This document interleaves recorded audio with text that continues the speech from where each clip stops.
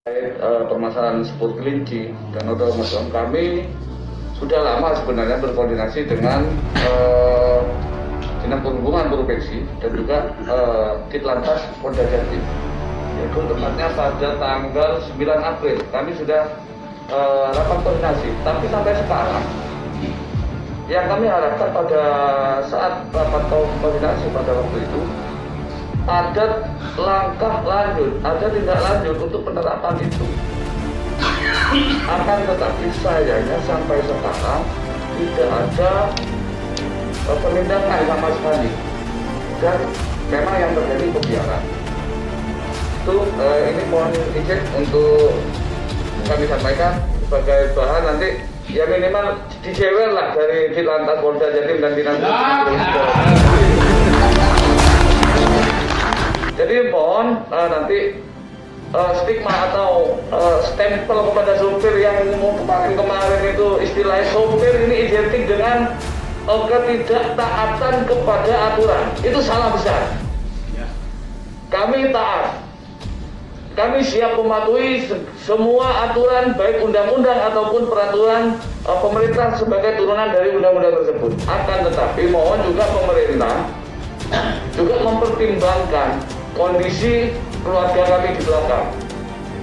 Bahwa apa yang menjadi pemikiran kami, pengajian kami selama ini, dan ngomong kasihan dari supir kedua, itu yang kami lihat dari Serikat Supir Indonesia, sehingga ketika itu dijadikan satu substansi permasalahan, korbannya pasti supir.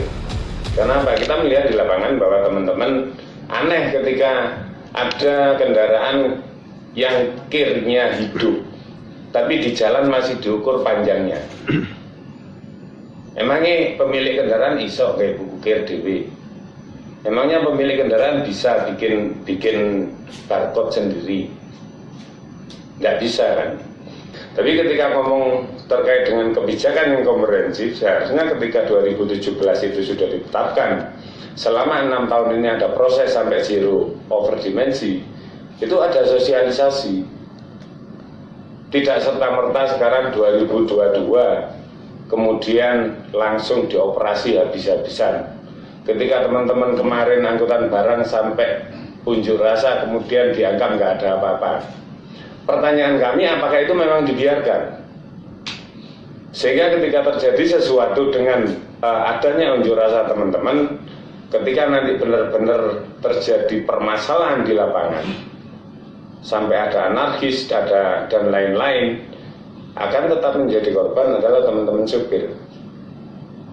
Jeng jarine mbangkang nang negara jarine apa? Tapi ketika negara balik melihat ke dalam, oh ternyata di instansi-instansi kami, di lembaga-lembaga kami itu banyak terjadi kelemahan. Itu sebenarnya yang kami minta untuk itu ditertibkan. Itu terkait dengan yang teman-teman angkutan barang. Mereka juga supir, kami juga supir. Kami tidak akan bisa dipisahkan supir angkutan penumpang maupun supir angkutan barang. Bahwa kami supir. Dan sampai saat ini tidak ada satu undang-undang pun yang melindungi profesi supir.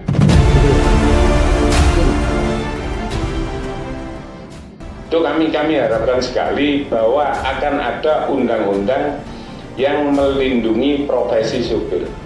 Itu yang pertama. Kemudian yang kedua, bahwa kita perlu tahu ketika ada permasalahan terkait dengan transportasi, pasti yang dihadirkan pakar transportasi. Ketika mereka ngomong soal bagaimana transportasi yang ideal, mereka tidak pernah berpikir bagaimana penghidupan supir ini yang layak dan ideal ketika mereka melakukan kegiatan itu. Misal satu saja, ketika supir angkutan penumpang, bagaimanapun permasalahannya, dia kekurangan uang di rumah geger ambil bojone, ketika membawa penumpang, dia harus berpikir bagaimana penumpang ini sampai di tujuan dengan selamat. Begitu juga dengan teman-teman angkutan barang. Ketika dia dengan berbagai permasalahan di rumah, dengan kekurangan makan dan lain-lain, bagaimana mereka berpikir barang yang dibawa ini sampai di tujuan dengan aman. Si kena mel di embong, si kena preman dan lain-lain, dan itu tidak ada tindakan dari penguasa negeri ini, sehingga mereka membentuk komunitas untuk mengamankan dirinya sendiri. Kalau dilihat kayak negara di menjadi negara, mereka bikin aturan sendiri akhirnya. Jadi tolong, sebenarnya tadi kami berharap di sini ada lembaga-lembaga yang berkaitan dengan hal ini, tapi saya mohon jenengan sebagai perwakilan dari masyarakat bisa menyampaikan ini, dan kami berharap sekali. Kami tidak ingin teman-teman nanti dimobilisasi sehingga akhirnya mereka juga yang akan jadi korban. Kita harapkan semua dilakukan dengan komprehensif.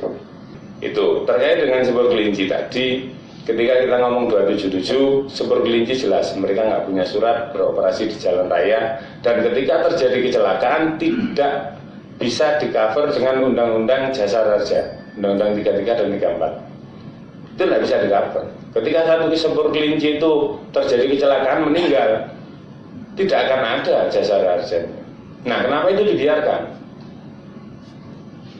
Dibiarkan, dan harganya satu set Sepur Kelinci itu bisa untuk beli 4 angkutan kota. Dengan istilah punya inovasi, kemudian dengan jelas-jelas melanggar apa yang ditentukan oleh negara dan dibiarkan, ya mungkin nanti seluruh warga akan berusaha saya undang-undang mek tulisan tok ya apa diikuti. Betul. Ketika ada permasalahan antara teman-teman angkutan dengan Sepur Kelinci, alasannya cuma satu, podo golek mangane ngisi weteng. Coba ini teman-teman ini sekarang mulai besok melok jadi satpam di DPRD, bayarannya moro-moro cukup. Nggak ada tes, nggak ada apa kan nggak bisa juga. Artinya ketika kita ngomong perlu, di sana ada regulasi yang harus kita ikuti.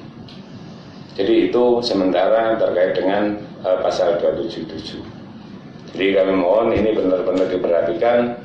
Kami khawatir kondisi sebenarnya kita tahu, sebenarnya juga dengar, oh men nggak ada demo katanya, toh nggak ada tindakan. Bagaimana tindakan negara ini? Supaya masyarakat itu gak pikir. Kemarin tanggal 22 saja teman-teman libur 1 hari, harga barang langsung melonjak. Ketika ini diadakan pembiaran, dilakukan pembiaran, kemungkinan nanti akan lebih parah lagi. Ketika lebih parah lagi, diarani masyarakatnya gak kena ditotok. Korban lagi kita. Yang jelas tidak akan mungkin pengusahanya yang dia ngomong sing gawa motor demo supire. Apa sing hari ditanggapi pengusahanya, bukan. Jadi itu yang kami harapkan, bahwa apa yang terjadi di dalam masyarakat saat ini, khususnya di bidang transportasi, tolong menjadi perhatian utama, menjadi prioritas agar ini segala ada tindak lanjutnya. Permasalahan modal sudah disampaikan, untuk Sepur Kelinci sudah disampaikan, ya seperti itu keadaannya. Kadang-kadang dinasiku sakit tanda tangan, nulisiku lali Pak. Tadi pertanggungjawaban di lapangan tidak ada. Dengan satu alasan, personal tidak memenuhi syarat. Ini kepolisian yang berhak, tapi fakta di lapangan tidak begitu. Saya atas nama Siswanto Pak, asli Malang. Saya seorang sopir tronton Pak. Akan tetapi dengan adanya undang-undang zero order ini, saya realita di lapangan Pak saat ini, saya pernah ngalami sendiri. Ada si BTA, PTB, BTC, kenapa mereka tidak masuk timbangan Pak? Ada apa di situ Pak? Padahal di situ muatannya itu tronton 40 ton Pak. Dia kalau lewat timbangan cuma jalan aja. Kenapa? Itu sering saya lihat sendiri itu Pak. Kenapa ada sekian PT besar-besar itu kok nggak masuk timbangan, itu ada apa Pak? Tronton yang muatannya 40 ton, 30 ton, mobil Aqua itu nggak pernah masuk timbangan Pak. Betul. Ini realita ini di lapangan, betul.